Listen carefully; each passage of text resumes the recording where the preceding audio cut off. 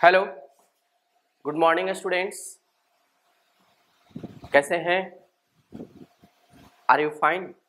आप लोग अच्छे हैं? तो आज इसके पीछे वाले क्लास में हम लोग सॉलिड स्टेट खत्म किया था। आज हम लोग नेक्स्ट चैप्टर स्टार्ट कर रहे हैं, इलेक्ट्रोकेमिस्ट्री। आपको आज के बाद से रेगुलर शेड्यूल मिलेंगे, रेगुलर क्लासेस होंगे। कुछ परेशानियां थी, उसके कारण से वो फिजिकल परेशानी, तबीयत वगैरह के लेकर के क्लासेस बंद थे। तो आज का जो चैप्टर है बड़ा इंटरेस्टेड चैप्टर है, बहुत ही अच्छा चैप्टर है। इसमें कम से कम 4 से 5 नंबर का क्वेश्चन आपको बोर्ड लेवल में आते हैं और सरल चैप्टर भी है, आसान चैप्टर भी है। और खास करके जो न्यूमेरिकल्स पॉइंट हैं वो इस चैप्टर में सबसे इंपॉर्टेंट है। तो चैप्टर क्या है? इलेक्ट्रोकेमिस्ट्री, जिसको हम वैद्युत रसायन,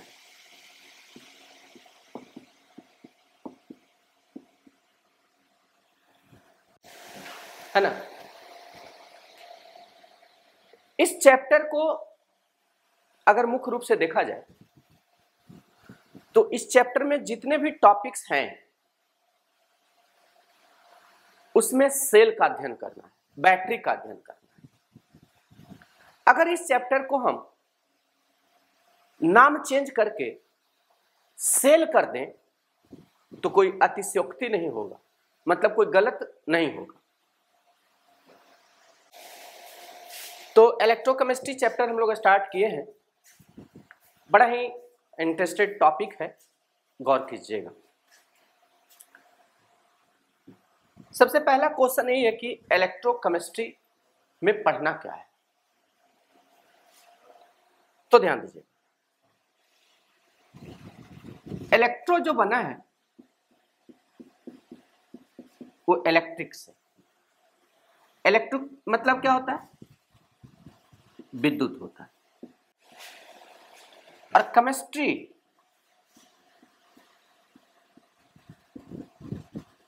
केमिकल और रसायन, है ना। तो आपको मालूम है कि जो नाम होता है उसमें सारा कुछ उस चैप्टर का निहित होता है। जैसे आप यहीं पे ले लीजिए कि इलेक्ट्रोकेमिस्ट्री में 2 टर्म है, इलेक्ट्रो और केमिस्ट्री। इलेक्ट्रो से इलेक्ट्रिक और केमिकल, केमिस्ट्री से केमिकल। अब यहीं से हम सबसे पहला क्वेश्चन एराइज होता है कि इलेक्ट्रोकेमिस्ट्री कहते हैं किसको। तो गौर कीजिएगा, इलेक्ट्रिक एनर्जी और केमिकल एनर्जी, यानी विद्युत ऊर्जा और रासायनिक ऊर्जा,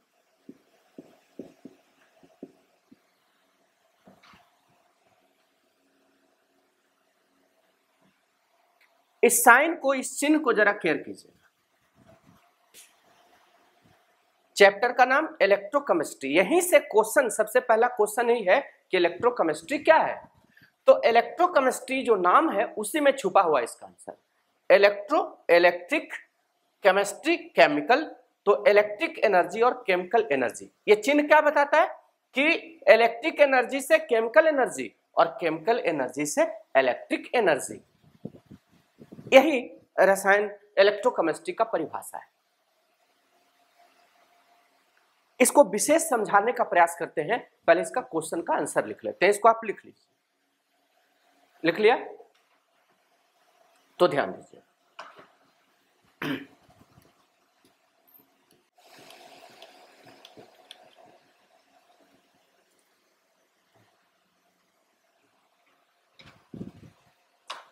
क्वेश्चन है इलेक्ट्रोकेमिस्ट्री क्या है।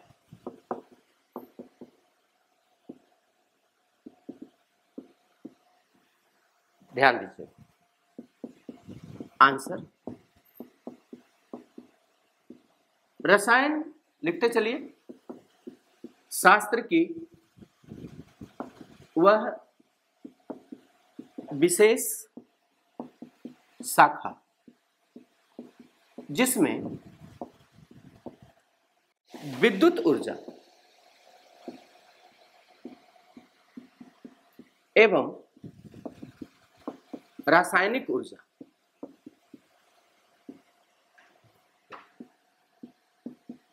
के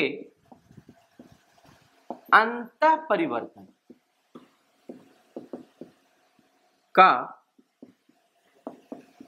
विशेष अध्ययन किया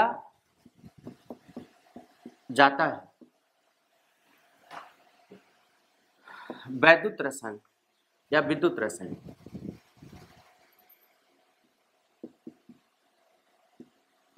कहलाता है।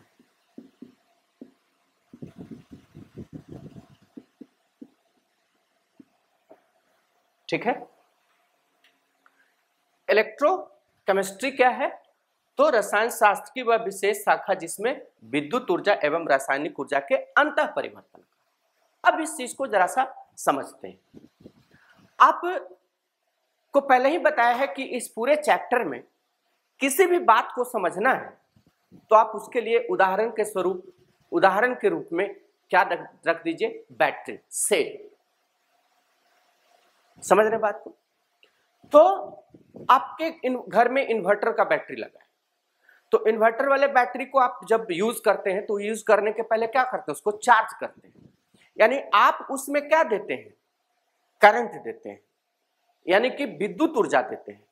और तब उसमें जो केमिकल्स रखे हुए हैं उसमें रिएक्शन होता है और तब वो फिर आपको इलेक्ट्रिक लाइट कटने के बाद फिर क्या करते हैं? उससे बल्ब जलाते हैं, फैन चलाते हैं।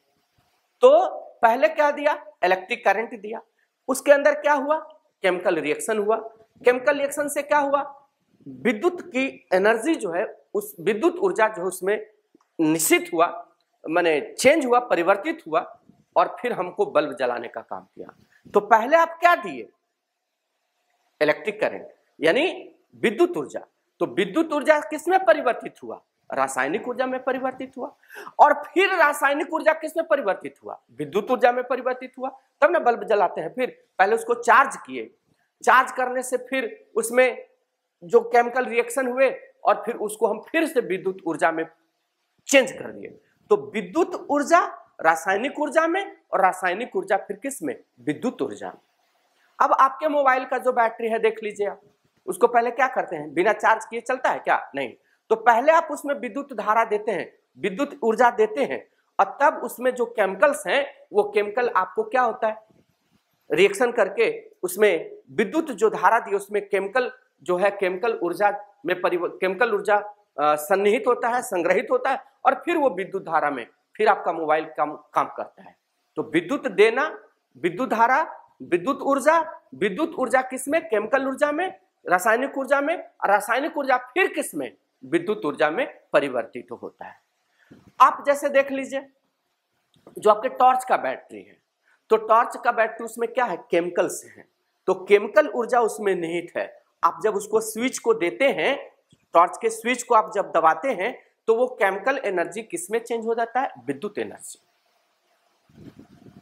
तो आप पूरा एक जितने भी एग्जाम्पल्स आप देखेंगे वो सारा एग्जाम्पल कहाँ निहित है? सेल में निहित है। इसलिए इलेक्ट्रोकेमिस्ट्री क्या है? तो रसायन शास्त्र की वह विशेष शाखा जिसमें विद्युत ऊर्जा एवं रासायनिक ऊर्जा के अंतः परिवर्तन का विशेष अध्ययन किया जाता है। क्या कहलाता है? वैद्युत रसायन कहलाता है। लिख लिया? ध्यान दीजिए।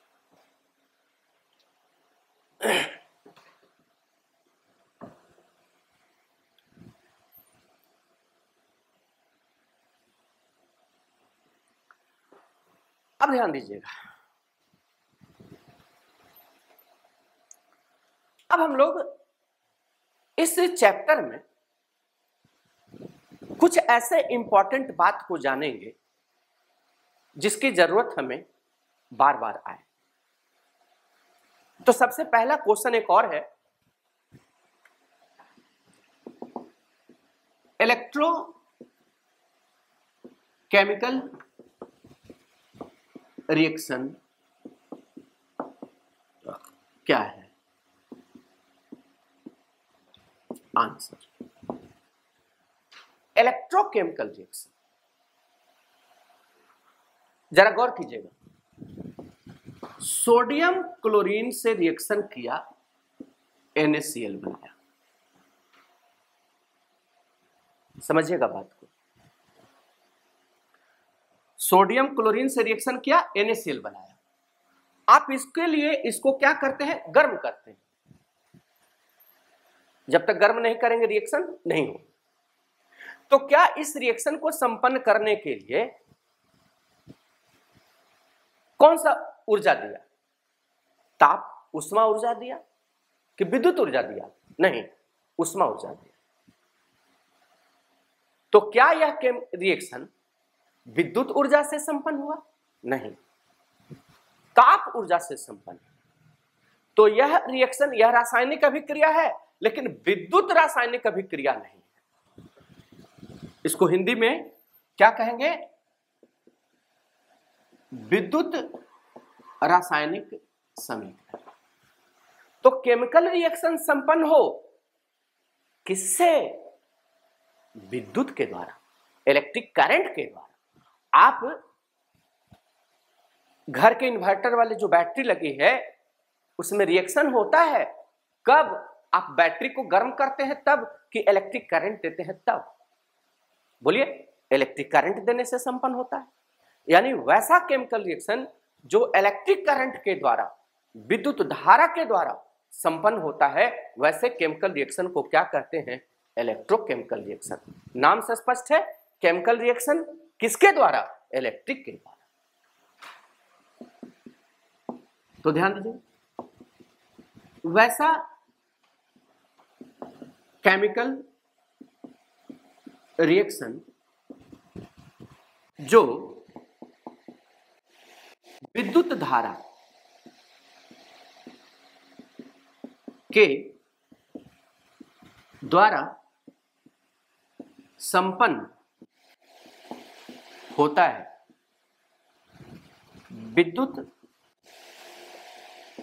वैद्युत रासायनिक समीकरण कहलाता है।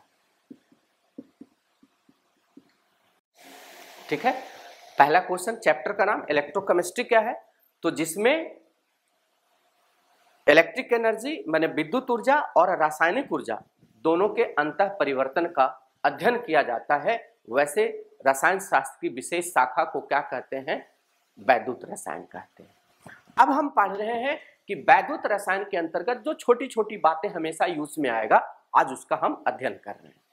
तो सबसे पहला उसमें है कि इलेक्ट्रोकेमिकल रिएक्शन।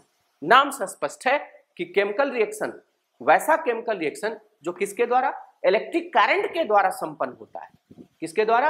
इलेक्ट्रिक करंट के द्वारा संपन्न होता है, वैसे केमिकल रिएक्शन को हम क्या कहते हैं? इलेक्ट्रोकेमिकल रिएक्शन कहते हैं। अब इसी को हम दूसरे रूप में भी हम व्यक्त करते हैं, इस परिभाषा को ध्यान दीजिए।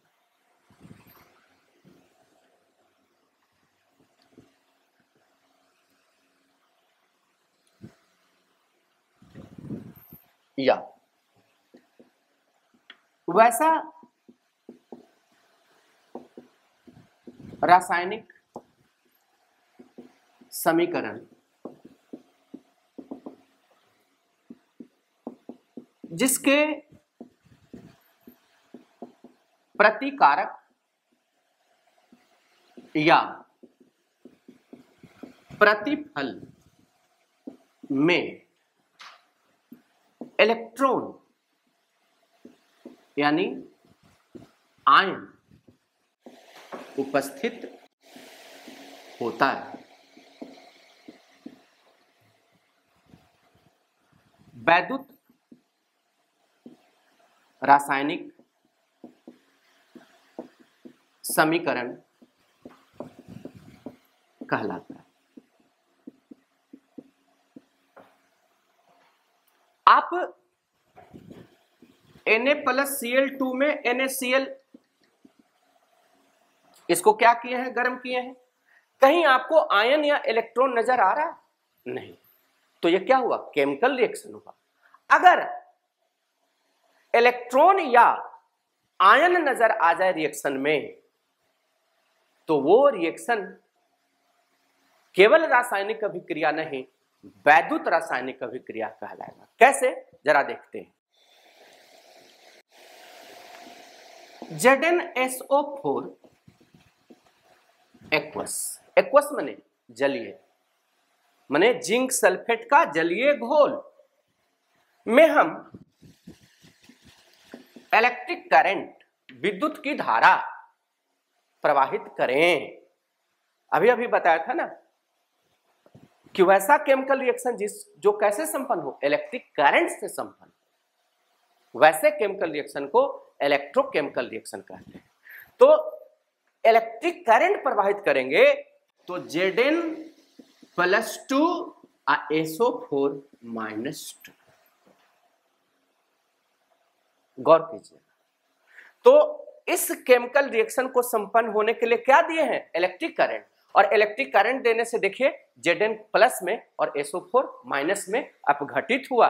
तो यहां पर देखिए तो जो प्रोडक्ट हुआ उसमें चार्ज है कि नहीं, आयन है कि नहीं है, आयन है, यानी इलेक्ट्रॉन है। यानी इस केमिकल रिएक्शन को संपन्न होने में प्रोडक्ट में क्या मिला हमको, आयन मिला, इलेक्ट्रॉन मिला।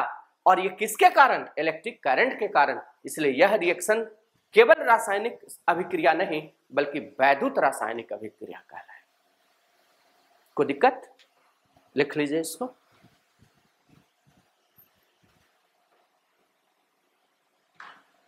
मिटाते हैं।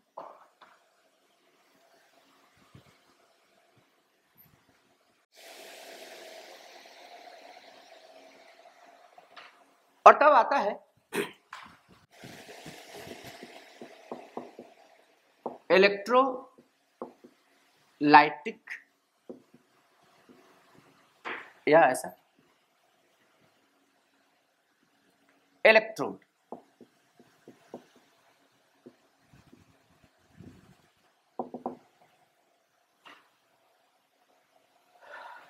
आज के पहले भी आपने इलेक्ट्रोड का नाम सुना होगा। आज हम उसके बिल्कुल वास्तविक बात को बताते हैं कि इलेक्ट्रोड कहते हैं कि इसको। गौर कीजिए, इलेक्ट्रोड जो है एनोड तथा कैथोड का रूप। जैसे पेरेंट्स कहने से दो चीज का बोध होता है, माता और पिता का। तो इलेक्ट्रोड कहने से दो चीज का बोध होता है, एनोड और कैथोड का। एनोड पॉजिटिव आयन होते हैं और कैथोड नेगेटिव आयन।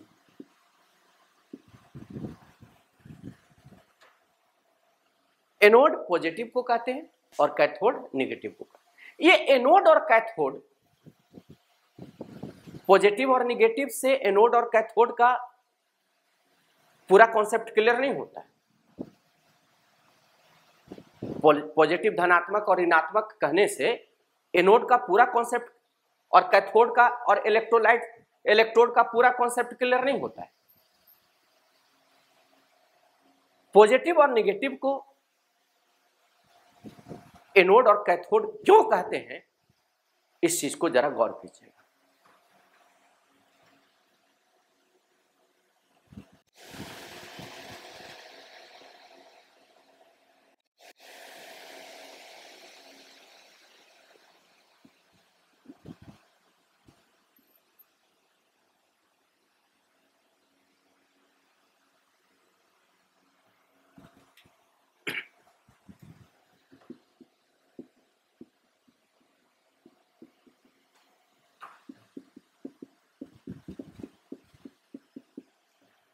गौर कीजिए,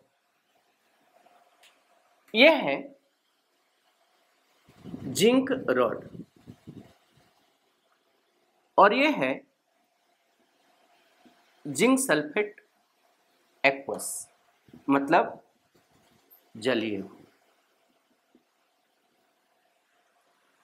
और ये है आपको कॉपर रॉड और ये है आपको कॉपर सल्फेट जलीय।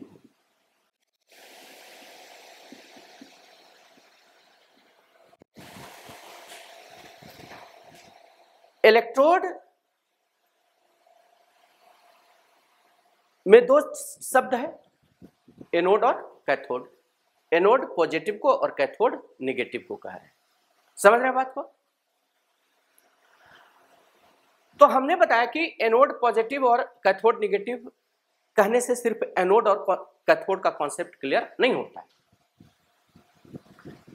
केवल जिंक का छड़ हम इसको दे दें और केवल कॉपर का छड़ हम आपको दे दें, आप इसको एनोड और कैथोड नहीं कह सकते। जब जिंक के रड को जिंक के लवण यानी कि जिंक सल्फेट के जलीय घोल में रख दिया जाता है, तब यह एनोड है। और कॉपर के रड को कॉपर सल्फेट के जलीय घोल में रख देते हैं, तब यह कैथोड है।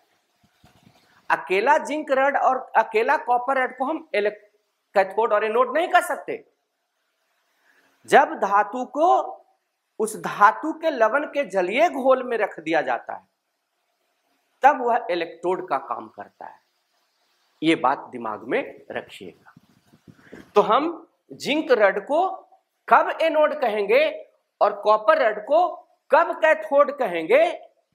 जब जिंक रड को उसके लवण के जलीय घोल में रख दिया जाता है, तब उसको एनोड या कैथोड यानी इलेक्ट्रोड कह सकते हैं। अकेला किसी धातु के रड को आप एनोड और कैथोड नहीं कह सकते हैं। ये बात दिमाग में रखिएगा, एकदम क्लियर कॉन्सेप्ट रखिएगा कि किसी मेटल के रड को सिंगल, जब वो केवल अकेला मेटल का रड है कॉपर और जिंक, तब हम उसको एनोड और कैथोड नहीं कह सकते हैं।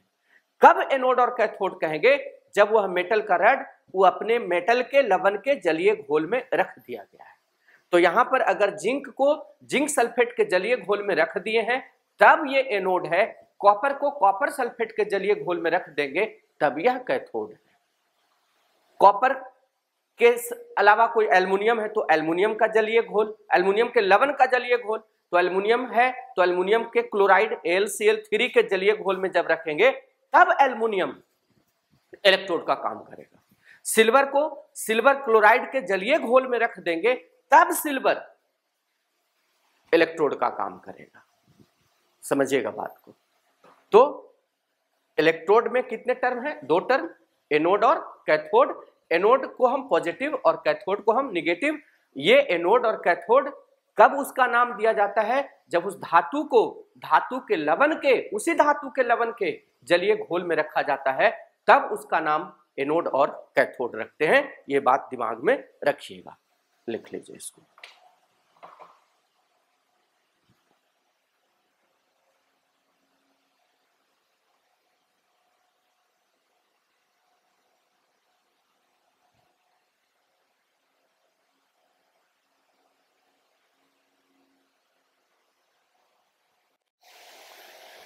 चलते हैं आगे।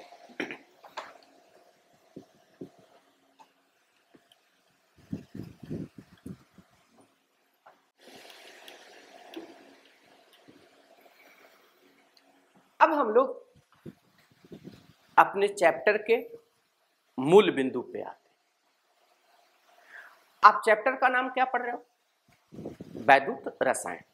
और आपको बताया था कि वैद्युत रसायन जो चैप्टर है, उसके जितने भी बातें हैं वो किस में निहित है, किस चीज से रिलेटेड है? सेल से, बैटरी से रिलेटेड है। और चैप्टर देखिए स्टार्ट भी कहां से होता है? वहीं से स्टार्ट होता है। तो सबसे पहले हम सेल को दो भाग में बांटते हैं।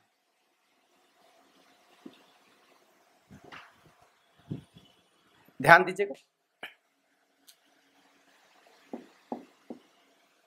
वैद्युत रासायनिक सेल या इलेक्ट्रोकेमिकल सेल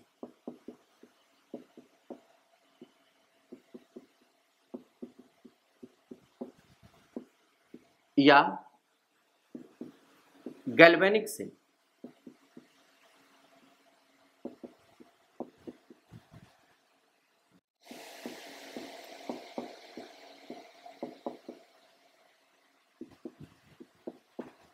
या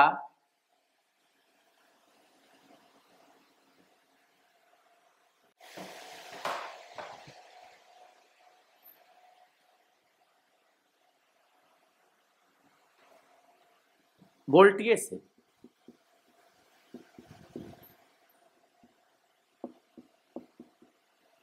और दूसरा आता है वैद्युत अपघटनी सेल, जिसको हम इलेक्ट्रोलाइटिक सेल कहते हैं। आप जैसा कि जानते हैं कि इस चैप्टर में हमको किस चीज के बारे में पढ़ना है, सेल के बारे में पढ़ना है। और सेल में हमको सबसे पहले क्या पढ़ना है, वैद्युत रासायनिक सेल, वैद्युत अपघटनी सेल। दो प्रकार के सेल हो गए। वैद्युत रासायनिक सेल को ही गैल्वेनिक सेल या वोल्टीय सेल भी इसको कहा जाता है। ठीक है, कोई दिक्कत? आगे बढ़ते हैं, लिख लीजिए, ध्यान दीजिए।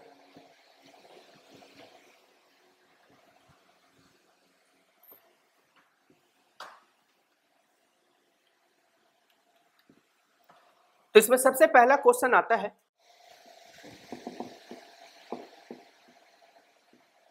वैद्युत रासायनिक सेल क्या है? ध्यान दीजिएगा, लिखिए इसको।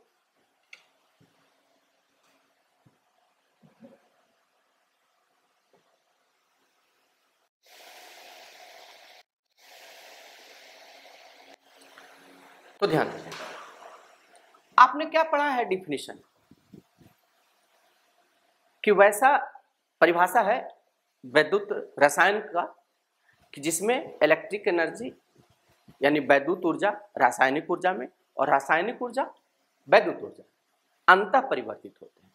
यहां पे हम जो वैद्युत रासायनिक सेल पढ़ने जा रहे हैं वो क्या है, गौर कीजिएगा। वैसा सेल जिसमें रासायनिक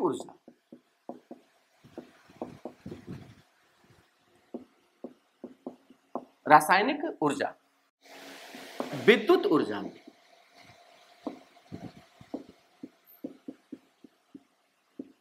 परिवर्तित होता है।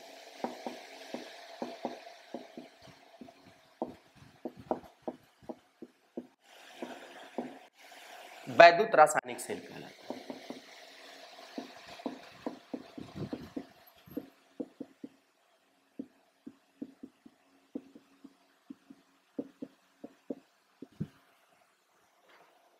समझ रहे बात को? तो वैद्युत रासायनिक सेल क्या है, वैसा सेल जिसमें रासायनिक ऊर्जा कौन चीज में, विद्युत ऊर्जा में परिवर्तित होता है, वैद्युत रासायनिक सेल कहलाता है। ठीक है, और वैद्युत रासायनिक सेल का जो सबसे जरूरत सबसे बढ़िया उदाहरण है वो है डेनियल सेल। डेनियल एक वैज्ञानिक का नाम है, उसी के आधार पर ये क्या है, डेनियल सेल। आप क्वेश्चन बैंक उलट करके देख लीजिए। अब हम लोग रियल में अपने चैप्टर पर आ गए। तो चैप्टर में आप देखिएगा क्वेश्चन बैंक में कि डेनियल सेल का सचित्र वर्णन करें। ठीक है, यानी अगला जो मेरा टॉपिक होगा वो टॉपिक क्या है, डेनियल सेल। बहुत इंपॉर्टेंट और बहुत सरलता से इसको समझा जा सकता है। ठीक है, तो देखते हैं। तो कौन सा सेल पढ़ रहा है? वैद्युत रासायनिक सेल, जिसमें रासायनिक ऊर्जा किसमें? विद्युत ऊर्जा में। रासायनिक ऊर्जा किसमें? विद्युत ऊर्जा में परिवर्तित होता है, वैद्युत रासायनिक सेल का, जिसका एग्जाम्पल क्या है? Daniell cell. आगे चलते हैं, लिख लीजिए इसको।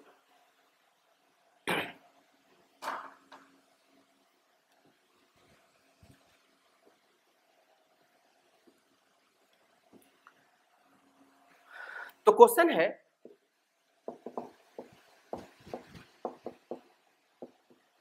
डेनियल सेल का की संरचना एवं उसके क्रियाविधि मैकेनिज्म का सचित्र वर्णन करें। ये एग्जामिनेशन में पूछता है क्वेश्चन।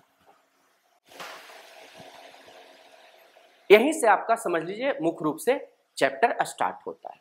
लेकिन फिर से हम बता रहे हैं आपको कि electrode, anode, cathode, electrochemical reaction, ये सारी बात को दिमाग में रखिएगा और तब आगे जाकर के आपको समझने में दिक्कत नहीं होगी। तो ध्यान दीजिएगा, डेनियल सेल की संरचना एवं उसके क्रियाविधि मैकेनिज्म का सचित्र वर्णन करें। इसके लिए हम आपको एक छोटा सा ट्रिक देते हैं।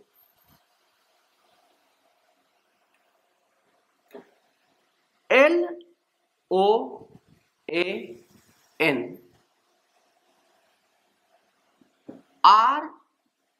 RRCP। आप ये ट्रिक्स को अगर दिमाग में बैठा लिए तो डेनियल सेल को किसी टॉपिक को रटने की आवश्यकता नहीं होगी। गौर कीजिए, एल से लेफ्ट, ओ से ऑक्सीडेशन, ए से एनोड और एन से निगेटिव टर्मिनल होता है। आर से लेफ्ट का उल्टा राइट, और ओ से ऑक्सीडेशन और आर से बता सकते हैं उल्टा ऑक्सीडेशन का रिडक्शन। ए से एनोड और सी से कैथोड, एन से नेगेटिव टर्मिनल और पी से पॉजिटिव टर्मिनल।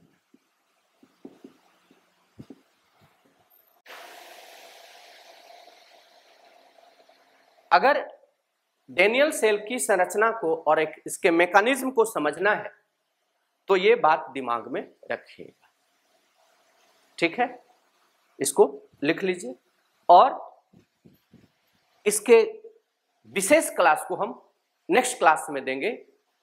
आप इतनी की तैयारी करें, फिर आगे का क्लास देंगे और अब रेगुलर वीडियोस आपको मिलते रहेंगे, इसमें कहीं कोई दिक्कत नहीं होगी। ठीक है, बिल्कुल रेगुलर आपको क्लास मिलते रहेगा। किसी कारणवश से बीच में गैपिंग हुआ, टेंशन नहीं लीजिएगा।